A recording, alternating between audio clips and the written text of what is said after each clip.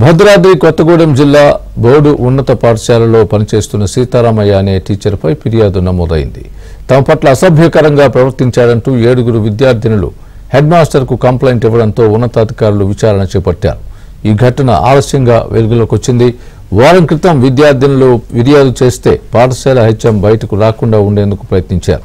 ఇదే విషయమై బాలికల తల్లిదండ్రులు, గ్రామస్తులు హెచ్ఎం జగన్ను నిలదీయడంతో ఉన్నతాధికారులకు ఫిర్యాదు చేశారు. అయితే టీచర్ సీతారామయ్య లాంగ్ లీవ్లో ఉన్నట్టు తెలుస్తోంది.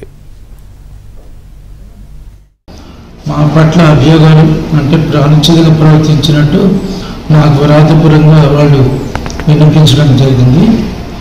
ఉన్నటువంటి విషయంలో అనుచితంగా ప్రవర్తించినట్టు వాళ్ళు పేర్కొన్నారు. అదే వివేకం పై అధికారులకు చర్య నిమిత్తం సమర్పించడం జరిగింది. సార్ యోగాలు నివేదిక తీసుకున్నారు, విచారణకి కానీ నివేదిక నియమిస్తామని చెప్పారు.